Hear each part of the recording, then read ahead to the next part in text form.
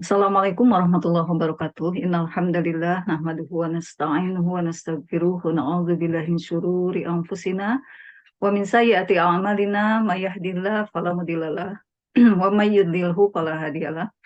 Asyhadu an la ilaha illallah wa asyhadu anna Muhammadan abduhu wa rasuluh alladzi la nabiyya ba'dah.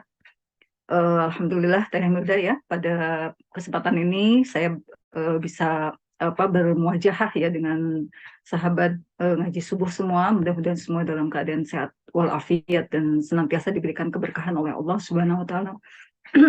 Seperti tadi disampaikan bahwa materi kali ini yang insya Allah akan saya sampaikan terkait dengan budaya literasi yang topik ini memang seperti topik yang umum, tetapi sebetulnya ini penting ya kemudian untuk kita bahas ya, mengingat situasi yang kemudian kita lihat hari ini, betapa kaum muslimin itu kan sudah jauh dari budaya literasi yang justru di masa lalu itu kan menjadi penyebab ya bagi tingginya peradaban mereka gitu. Bahkan tingginya peradaban mereka itu kan bukan hanya klaim gitu ya, hanya klaim kita gitu ya sebagai umat Islam, tapi memang itu merupakan satu hal fakta gitu ya, fakta yang kemudian diakui oleh eh, para sejarawan dunia ya, termasuk sejarawan Barat begitu. Nah ini yang kemudian mudah-mudahan ya materi ini akan mengembalikan semangat atau giroh kita ya untuk bersama-sama kemudian meningkatkan ya, baik untuk diri kita pribadi maupun orang-orang yang ada di sekitar kita, betapa ada sesuatu yang kemudian mesti kita perbaiki gitu ya untuk menyongsong peradaban yang lebih baik di masa yang akan datang. Nah, izin saya share screen ya, Teh Milda.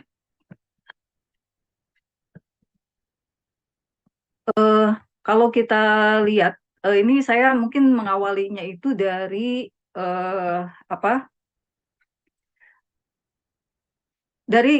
kondisi yang eh, positif dulu begitu ya. Jadi kita tidak berangkat dari realitas hari ini gitu ya. Nah, kalau kita lihat tadi saya sampaikan bahwa betapa peradaban masa lalu itu sedemikian luar biasa gitu ya. Salah satunya bisa kita lihat, misal ini saya ambil contoh ya, eh, adanya surat yang disampaikan oleh Raja Inggris ya. Kita tahu bahwasanya Inggris itu kan di abad ke 12-an itu kan tampil ya sebagai pemimpin kerajaan-kerajaan di Eropa gitu ya. Bahkan pada saat itu wilayah kekuasaannya juga tidak hanya meliputi Inggris hari ini, tetapi beberapa negara di sekitarnya gitu ya.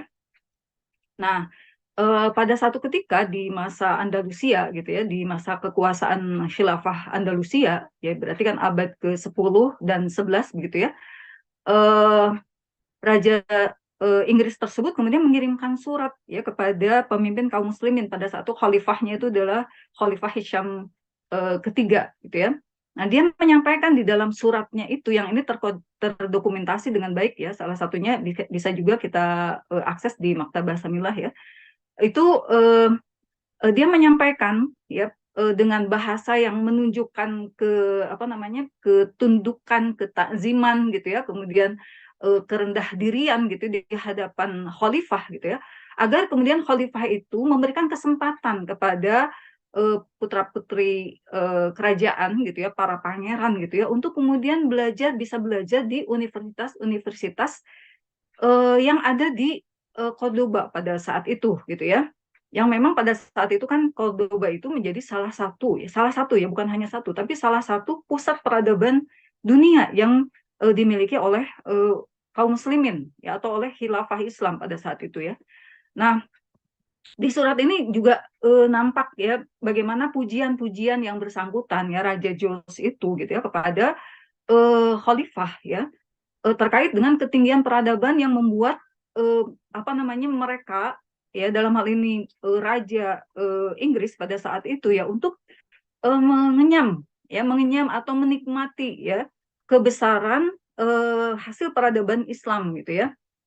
Sampai kemudian mereka datang, para pangeran atau putra dan putri raja itu, atau para penguasa di Inggris itu dengan membawa hadiah-hadiah yang sekiranya hadiah itu diberikan itu akan meluluhkan gitu ya, meluluhkan hati raja apa namanya Khalifah Hisham itu ya untuk menerima apa yang kemudian mereka inginkan gitu. Kita lihat dari kalimat terakhir yang kemudian disampaikan kan, Raja Inggris itu menyebut dirinya itu adalah pelayan gitu, pelayan yang patuh, pelayan yang tunduk gitu ya kepada eh, apa Khalifah Hisham ketiga itu tadi.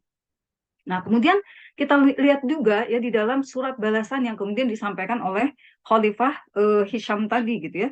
Di mana di dalam surat balasannya itu nampak juga ya bagaimana haibah atau wibawa gitu yang dimiliki oleh sang khalifah gitu ya.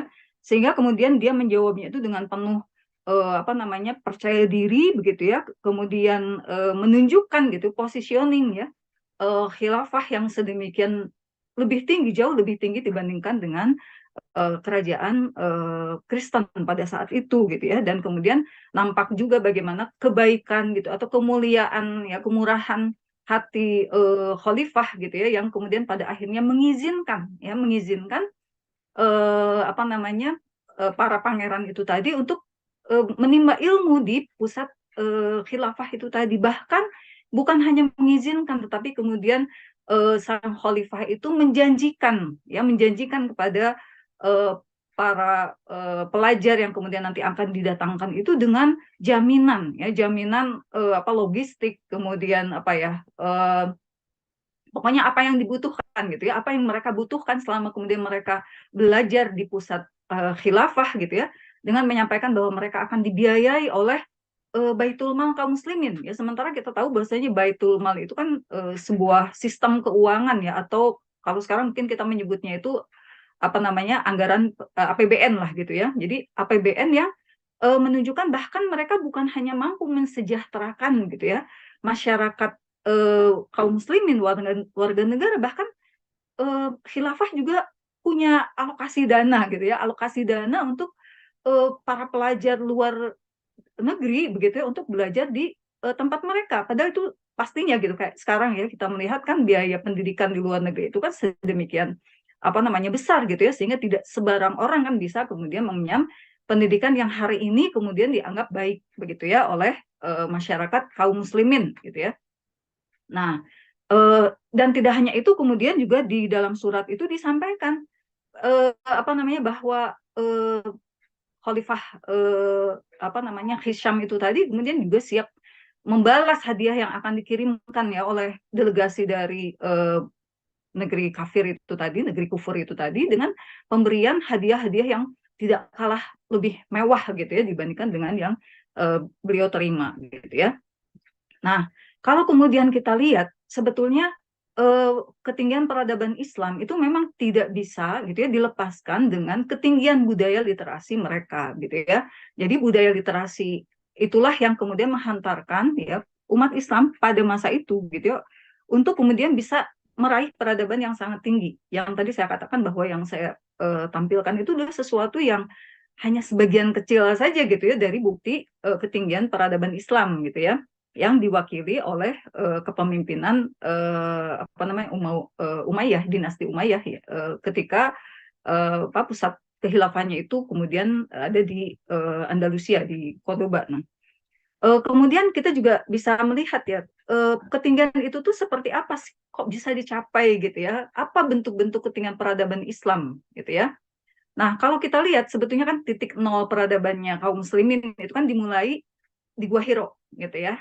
Nah, ini yang jarang sekali kemudian dibahas gitu ya, bahwa sebenarnya titik nol peradabannya itu di Gua Hiro. Jadi bukan ketika di apa namanya di Madinah gitu ya. Walaupun nanti di Madinah itu kan memang kaitannya itu dengan support sistemnya ya, support sistem yang kemudian didapat dengan adanya institusi politik gitu, yang itu pun nanti akan menjadi apa namanya penyebab atau faktor ya yang mempercepat kemudian peradaban itu melesat ya.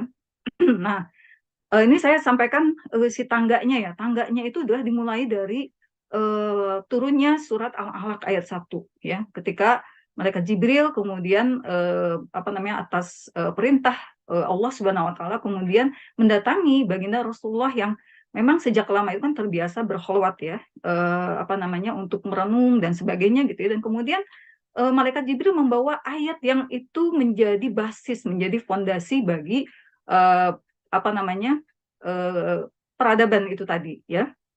Jadi kan Iqra itu kan perintah untuk membaca gitu ya, dengan pengertian pembacaan yang nantinya para mufasir itu kan kemudian memperluas gitu ya, bahwa membaca itu kan bukan sekedar baginda Rasulullah kemudian disuruh membaca ayat Iqra itu tadi ya, tetapi memang membaca semua hal gitu ya, yang kemudian nanti terjabarkan di dalam ayat-ayat yang turun setelahnya ya, di dalam kurun waktu 22 tahun, 2 bulan, 22 hari itu, kurang lebihnya gitu ya. Nah, ayat Iqra ini sebetulnya juga menjadi pemisah gitu ya antara peradaban peradaban Islam dengan peradaban jahiliyah, yang kalau kita baca sejarah peradaban jahiliyah itu maksudnya orang Arab jahiliyah itu kan bukan orang yang minim literasi. Ya mungkin Teh Milda juga membaca ya, bahwa mereka itu kan karya-karya sastranya mereka itu kan luar biasa ya, sudah dikenal sejak Islam sejak sebelum Islam turun gitu kan. Bahkan keijazan atau kemukjizatan Al-Qur'an itu kan memang apple to apple dengan maksudnya bukan apple to apple, tapi lebih ke itu tuh untuk menantang kan gitu ya, menantang budaya masyarakat Arab pada masa itu yang memang sudah punya ketinggian level ya literasi gitu ya, dengan karya sastra mereka. Tapi tetap saja kemudian eh, apa karya-karya literasi mereka gitu yang sedemikian dianggap hebatnya itu dianggap sebagai karya literasi jahiliyah gitu. Sampai sekarang pun kan disebutnya itu jahiliyah gitu. Artinya kan ada pembeda gitu ya. Karena apa? Karena Iqra gitu ya, turunnya itu kan kemudian memberikan tuntunan ya kepada masyarakat Arab pada masa itu khususnya gitu ya, untuk kemudian dia memiliki atau mendorong ya budaya literasi yang kemudian eh, apa namanya eh, tegak di atas fondasi keimanan yang benar gitu ya. Jadi kalau dulu itu mereka membuat karya-karya sastra, yang menulis, membaca dan membacakan dan sebagainya di pasar Uqob misalnya ya, di setiap tahun ada festival pembacaan atau perlombaan puisi-puisi mereka gitu ya. Itu kan isinya itu memang berisi konten-konten kejahiliahan gitu, pujian terhadap perempuan gitu ya, pujian terhadap keluarga, pujian terhadap suku bangsa gitu, yang mengarah nantinya itu kepada konflik horizontal gitu ya. Jadi tidak membawa akses apapun bagi peradaban itu, walaupun mereka dipuji gitu ya. Nah, jadi demikian ya. Maka saya katakan bahwa Iqra ini adalah titik nol ya peradaban Islam yang cemerlang, yang kemudian nanti menuntun manusia gitu ya, ketika dia membaca Iqra bismi rabbikal ladzi khalaq gitu ya, dia membaca gitu ya dengan pembacaan yang dilandasi oleh pemikiran yang jernih, jiwa yang lurus begitu ya. Kemudian mereka akan sampai kepada sesuatu yang paling mendasar di dalam kehidupan mereka. Apa itu? Yaitu mereka mampu menjawab apa yang disebut dengan al-uqdatul kubro, pertanyaan-pertanyaan mendasar manusia yang ikatannya itu sedemikian, dia mengikat menjadi simpul bagi persoalan-persoalan kehidupan manusia gitu ya, yang kemudian ketika manusia itu mampu memecahkannya gitu ya, mereka akan mampu menangkap tujuan penciptaan mereka gitu ya, apa yang kita sebut dengan visi misi kehidupan manusia, yang itu tuh diajarkan secara clear gitu ya oleh Islam. Apa itu? Yaitu yang tercantum di dalam Quran surah Az-Zariyat ayat 56 dan Al-Baqarah ayat 30 ya. Wa ma khalaqtul jinna wal insa illa liya'budun. Jadi visi visi penciptaan manusia itu adalah apa? Untuk menjadikan manusia itu sebagai hamba ya. Mereka tuh hamba, diciptakan itu sebagai hamba. Kemudian tidak hanya sebagai seorang hamba, tetapi di dalam Quran surah Al-Baqarah ayat 30 juga disampaikan wa idz qala rabbuka lil malaikah inni ja'ilun fil ardi khalifah gitu ya.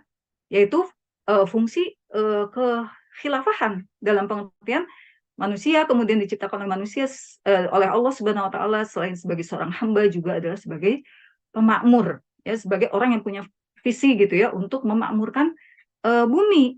Nah, dari situ kan kemudian terpancar ya, ada kebutuhan terhadap apa nih yang kemudian mampu mencapai ya, visi misi itu tadi gitu ya. Dan Allah tidak meninggalkan manusia, tetapi Allah kemudian memberikan guidance ya, tuntunan way of life ya kepada manusia. Bahkan guidance itu juga berfungsi sebagai problem solver ya bagi kehidupan manusia gitu. Sehingga naiklah ya tangga peradaban itu kepada peradaban yang kemudian dia bukan hanya bersifat ruhiyah tetapi juga sia-sia gitu ya dengan datangnya syariah Islam yang kemudian mengatur seluruh aspek kehidupan gitu. Dan itu real kan, nampak gitu, nampak di dalam pola interaksi gitu ya, bagaimana pola pengaturan hubungan manusia yang satu dengan manusia yang lain, bagaimana manusia mengatur dirinya dan seterusnya gitu ya. Dan dalam konteks kemasyarakatan ya kemudian naik lagi ya level peradaban Islam itu adalah dengan tampilnya gitu ya masyarakat yang kemudian khas gitu ya, yang dia itu memiliki kekhasannya itu dari aspek pemahaman, kemudian standar-standar kehidupan, kemudian ridho benci mereka itu sama gitu. Yang ini tidak dimiliki oleh masyarakat hari ini ya. Masyarakat hari ini kan masyarakat yang nggak jelas ya, Temilda ya. Masyarakat yang nu ieu ka dieu, nu ieu ka ditu, yang ini ke sini, yang ono ke sono gitu ya. Nggak jelas Campur-campur gitu. ya. Ya campur-campur gitu ya. Nah, makanya memang karena khas gitu ya, dan kemudian khasnya itu tadi ya karena ada basis akidah, kemudian adanya konstruksi syariah yang sedemikian gitu ya, maka otomatis gitu ya masyarakatnya itu tampil menjadi masyarakat yang sedemikian ya, yang khas bisa dibedakan, yang bahkan orang Arab pun melihat itu gitu ya, bahwa orang-orang Muslim yang kemudian menerima Islam itu menjadi sosok-sosok pribadi yang berbeda dari yang lainnya gitu ya, dan entitasnya mereka juga menjadi entitas yang berbeda dari yang lainnya. Nah, terlebih kemudian ketika ya dakwah atau perjuangan baginda Rasulullah SAW itu pada akhirnya itu berhasil gitu ya, kemudian menegakkan sebuah institusi yang bisa menerapkan aturan Islam itu secara kafah gitu, yang kemudian ya setelah masa Rasulullah itu kan disebut dengan institusi khilafah. Pada masa Rasulullah kan tidak disebut khilafah ya, karena masih ada baginda Rasulullah yang kemudian nantinya itu memberikan support system yang sedemikian gitu ya, yang menjaga tujuan penciptaan manusia gitu ya, kemudian dengan penerapan hukum-hukum itu tadi. Jadi manusia itu nggak lupa bahwa mereka itu hidup di dunia adalah sebagai hamba, nggak lupa bahwa manusia itu hidup di dunia itu sebagai khalifah gitu. Itu support system dari negara gitu ya. Dan juga negara itu mampu memobilisir ya semua potensi dan kekuatan yang dimiliki oleh individu-individu di dalam masyarakat Islam gitu. Yang ini kemudian nanti tampillah gitu ya orang-orang yang dengan keragaman potensi mereka gitu ya menjadi orang-orang yang memiliki kontribusi terhadap peradaban gitu ya, sehingga umat Islam itu tampil di level di level berikutnya, yaitu menjadi khairu ummah ya, sebagaimana yang kemudian disebutkan oleh Allah Subhanahu wa taala di dalam Quran surah Ali Imran, kuntum khairu ummah gitu ya. Jadi sesungguhnya kalian itu keadaannya itu adalah sebagai khairu ummah gitu. Nah, pada saat inilah kemudian akhirnya gitu ya, peradaban Islam itu kemudian dia ada pada posisi puncak ya, menjadi pemimpin peradaban, menjadi pionir peradaban, yang tadi salah satunya itu nampak dari adanya pengakuan gitu ya dari orang-orang kafir ya terhadap ketinggian peradaban Islam gitu ya. Dan kalau kita lihat di dalam kitab-kitab sejarah gitu ya, maka kita akan menemukan begitu banyak ya bukti dan pengakuan ya terhadap ketinggian peradaban Islam itu tadi. Yang ini saya hanya kutipkan ya sebagian. Misalnya pengakuan seorang sejarawan Wilduran ya, yang dia itu menulis buku yang sangat terkenal ya, yaitu The Story of Civilization ya, bersama istrinya. Dia menulis dengan penuh kekaguman terhadap peradaban Islam gitu, yang dia tuliskan kekagumannya itu di dalam bukunya yang berjilid-jilid itu gitu ya, berjilid-jilid gitu. Nah, salah satunya kutipannya ini adalah ini, bagaimana dia mengakui ya bahwa para khalifah itu telah memberikan keamanan ya kepada manusia hingga batas yang luar biasa. yang hari ini tuh keamanan itu sangat mahal, tidak ada tempat yang aman ya bagi manusia. Ini diberikan oleh khilafah gitu ya.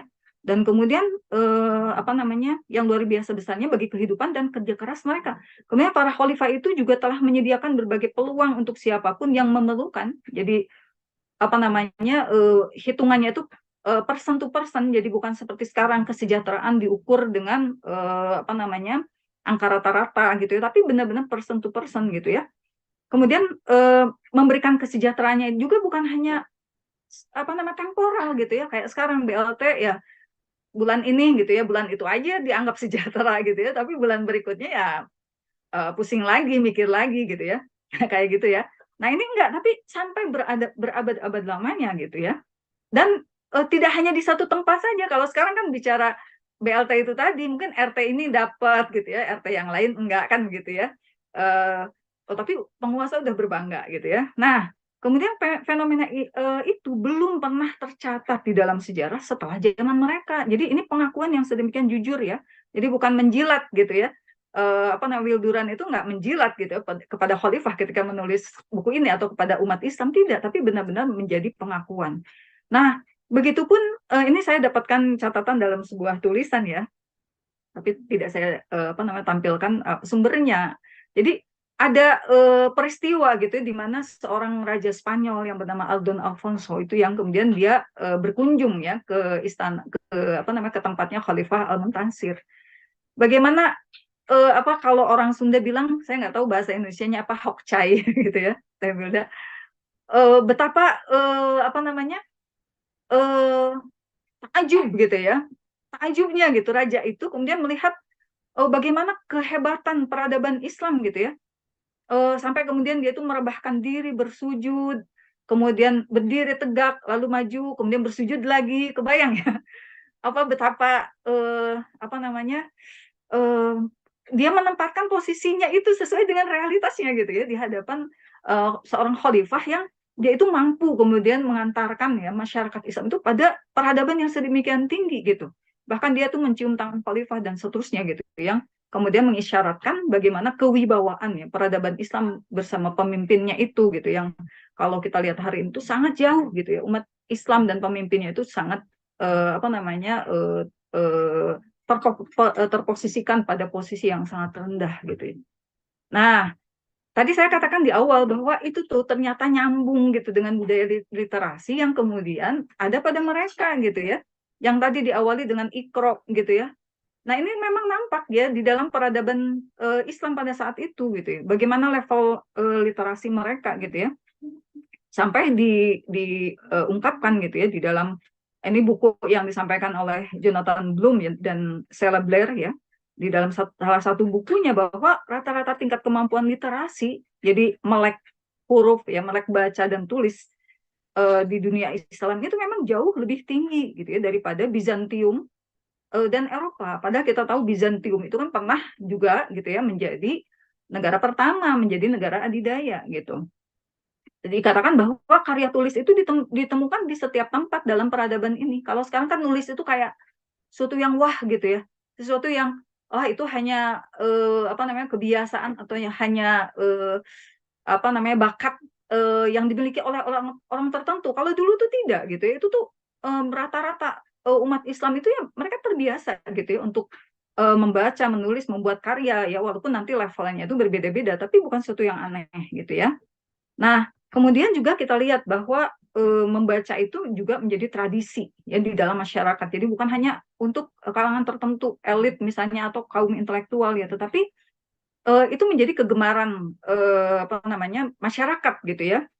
Tak heran kalau kemudian pada masa itu gitu ya jumlah perpustakaan dan buku ya kitab-kitab itu sedemikian luar biasa gitu ya disediakan secara gratis oleh negara begitu ya perpustakaan-perpustakaan yang luar biasa ya kalau kita baca yang apa namanya ulasan terkait perpustakaan saja misalnya dalam Atlas Budaya Islam misalnya ya apa karya eh, Al-Maroki ya suami istri Al-Faruqi ya Al-Faruqi itu memang eh, sedemikian hebatnya jadi tidak ada bandingannya gitu ya kalau dibandingkan dengan sekarang ya bagaimana supporting system dari negara gitu ya, untuk mendorong ya masyarakat itu menjadi masyarakat yang tinggi literasi atau budaya literasinya tuh tinggi gitu ya, dengan memberikan fasilitasi yang membuat mereka tuh senang gitu datang ke perpustakaan. Itu bukan sesuatu yang, kalau sekarang kan kalau datang ke perpustakaan tuh aduh, kalau nggak kepaksa mah nggak akan ke perpustakaan gitu ya.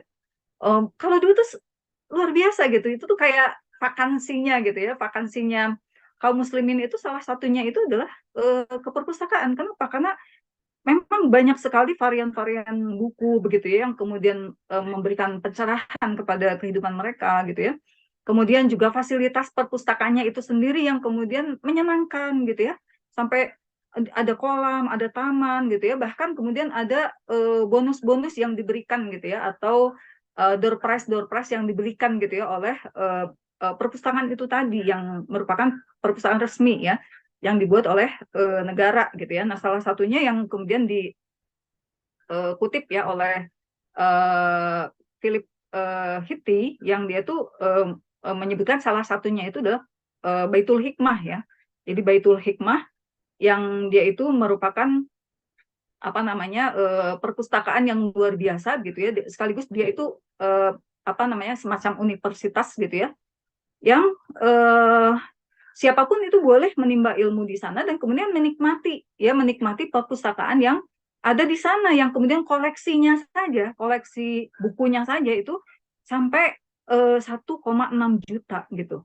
Ini luar biasa, dan bukan hanya koleksinya tetapi juga ada sistem klasifikasi ya buku yang sedemikian canggih gitu. Ya walaupun saya nggak belum bisa kebayang canggihnya itu gimana gitu. Tapi pasti kan canggih di zamannya gitu ya. Canggih di zamannya gitu. Nah, itu demikian ya. Kemudian ada juga perpustakaan misalnya yang di Spanyol itu dia punya lebih dari 400.000 judul buku ya, dengan 44 volume katalog ya. Kemudian berikutnya ini saya mungkin sekilas-kilas ya.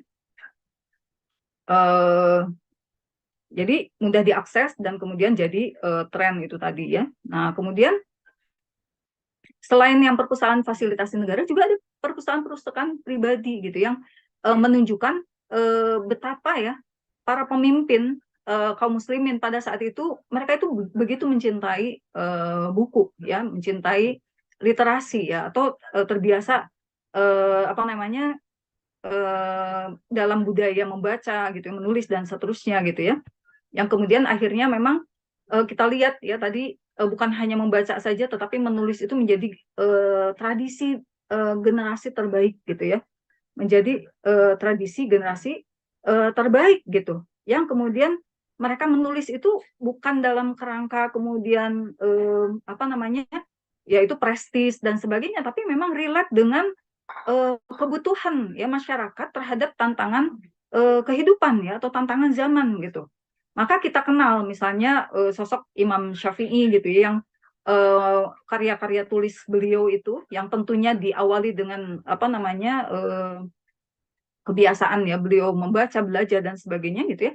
Beliau itu kemudian menulisnya itu dengan apa, dengan penuh semangat gitu ya, sampai beliau itu dikatakan membagi waktunya setiap malam itu menjadi 3 bagian ya. Sepertiga bagian pertamanya itu untuk menulis buku, sepertiga bagian kedua itu untuk sholat tahajud, dan sepertiga bagian ketiga itu adalah untuk istirahat gitu. Jadi ada alokasi waktu yang kemudian diberikan oleh sosok ya seperti Imam Syafi'i itu untuk apa namanya untuk menulis ya. Kemudian At-Tabari ya juga sama ya, yang beliau itu kemudian apa mewariskan ya berbagai karya ilmiah gitu dari berbagai bidang ilmu keislaman ya, mulai dari tafsir, tarikh ya, kemudian fikih lainnya, yang kalau dijumlah gitu ya, jumlah halaman yang kemudian berhasil beliau tulis itu lebih dari 351.000.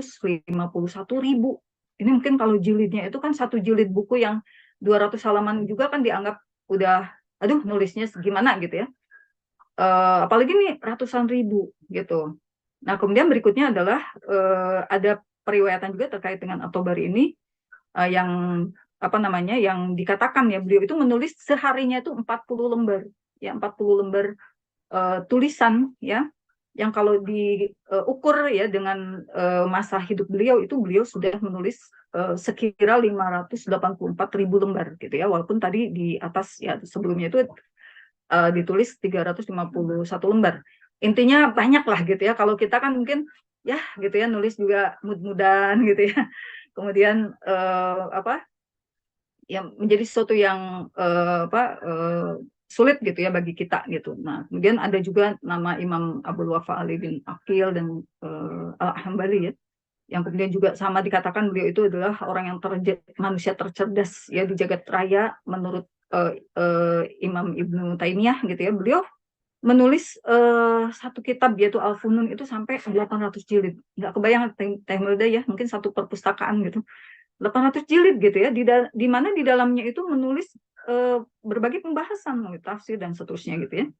Nah, kemudian ada yang menulis sampai 1000 juz gitu ya, ada yang menulis sampai 20.000 jilid, Masya Allah ya. Ini adalah sesuatu yang bagi kita gitu ya, ini sesuatu yang ya Allah gitu ya. Kita ini kapan bisa seperti mereka gitu ya, sesuatu yang kayaknya mah ini sesuatu yang utopis bagi kita gitu ya.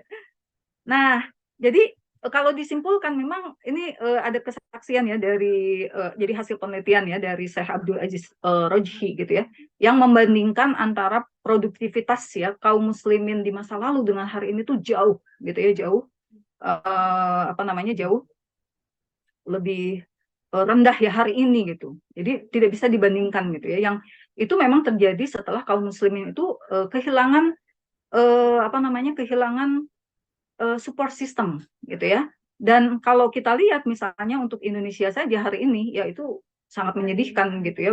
Dilihat dari buta aksara gitu ya, kemudian apa namanya kalau dibandingkan dengan negara lain misalnya dari 70 negara Indonesia itu ranking ke-62 dari level literasinya, padahal apa namanya Indonesia itu adalah negeri dengan kaum muslimin terbesar di dunia, yaitu berarti kan ini mencerminkan kita kan gitu ya. Jadi benar-benar ada pada titik yang rendah gitu ya.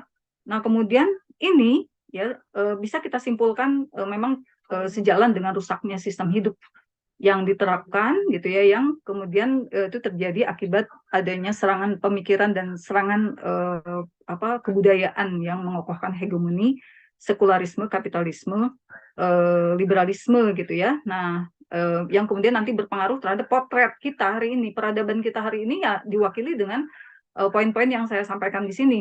Walaupun mungkin bisa jadi lebih banyak ya variannya gitu ya. Yang pertama adalah minim pengetahuan dan wawasan, sulit mengembangkan potensi umat Islam hari ini ya, tidak mampu berkontribusi, daya saing kurang, kemudian berkarakter sebagai follower bukan trendsetter seperti pada masa lalu ya, di mana peradaban Islam itu menjadi pionir peradaban, menjadi matahari. Sekarang itu kita follower gitu ya. Kemudian yang lebih mengerikan gitu ya, kita ini benar-benar jauh dari profil khairul ummah gitu ya, yang hari ini tuh kondisinya tuh mudah didikte dan dijajah ya. Bahkan kalau kita lihat apa yang terjadi hari ini misalnya dengan krisis Palestina, itu kan sebetulnya menunjukkan betapa umat Islam hari ini di dunia gitu ya, dengan barometer krisis Palestina itu sebagai umat yang lemah, yang bodoh, yang tidak punya kekuatan apapun, yang terpecah belah gitu, sehingga umat Islam yang jumlahnya itu miliaran itu tidak mampu mengalahkan entitas Yahudi yang jumlahnya itu hanya jutaan saja gitu, dan wilayahnya juga sangat kecil gitu.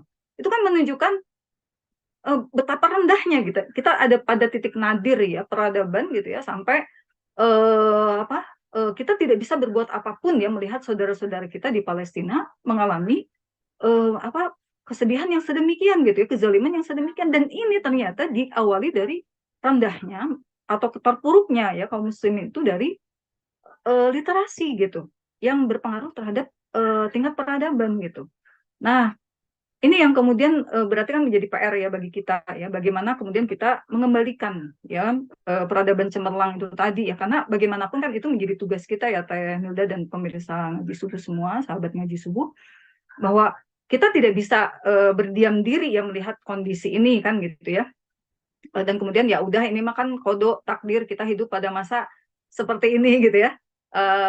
Wayahna gitu kan. Nggak bisa begitu gitu ya, karena posisi kita sebagai muslim itu gitu ya, kita nggak bisa dilepaskan dari tanggung jawab keumatan gitu ya. Kita ini punya tanggung jawab terhadap umat, bahkan kita akan ditanya tentang semua persoalan yang dihadapi oleh umat tersebab umat sudah kehilangan peradabannya yang itu diawali dari keterpurukan dalam budaya literasi gitu ya.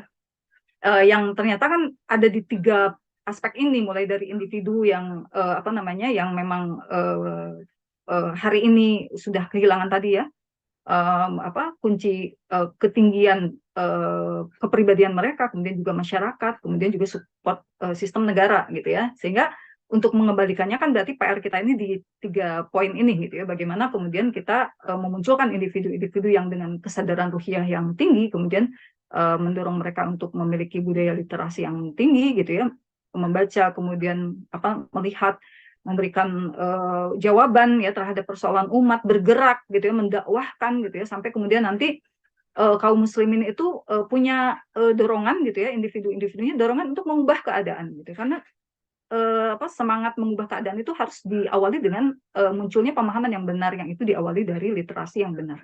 Kemudian masyarakat juga kondusif, itu kan diawali dengan pergerakan individu tadi untuk mengubah masyarakat gitu ya, sehingga masyarakat juga sama punya level literasi yang tinggi juga gitu ya, sehingga mereka mampu melihat mana yang benar, mana yang salah, tidak mudah termakan hoax, tidak mudah diombang-ambing dengan tren gitu ya, tetapi mereka itu punya visi yang sama gitu ya untuk bangkit bersama-sama. Nah, yang lebih tinggi lagi itu adalah bagaimana kita mencoba gitu ya, atau berupaya untuk mewujudkan ya sebuah institusi politik yang kemudian dia bisa mensupport ya secara lebih intens lagi gitu ya terhadap budaya literasi yang itu menjadi kunci bagi peradaban dunia gitu ya. Nah, ini yang kemudian kalau yang barusan itu kita preteli begitu ya, poin-poinnya itu ada di sini gitu ya. Jadi mulai dari bagaimana membangun mindset gitu ya di tengah-tengah kita, termasuk diri kita sendiri gitu ya, bahwa kita nih punya jati diri yang khas loh gitu ya, punya jati diri yang berbeda loh dengan yang lain gitu ya. Yang kita tuh harus bangga dengan keislaman kita gitu. Yang salah satunya itu adalah tersebab kita memang punya ketinggian wawasan, kecerdasan gitu ya, dan kemudian kemampuan untuk membaca, memberikan solusi terhadap persoalan gitu ya. Yang itu kemudian menjadi bekal kita menjadi umat yang terbaik gitu ya. Dan kemudian yang terpenting ya, tidak kalah terpenting itu adalah bagaimana kita mengembalikan sumber literasi utama umat itu adalah kembali kepada Al-Quran gitu. Jadi kalau sekarang kita kan orientasi ya literasi itu kan kepada pemikiran-pemikiran Barat ya, pemikiran-pemikiran sekuler kapitalisme liberal.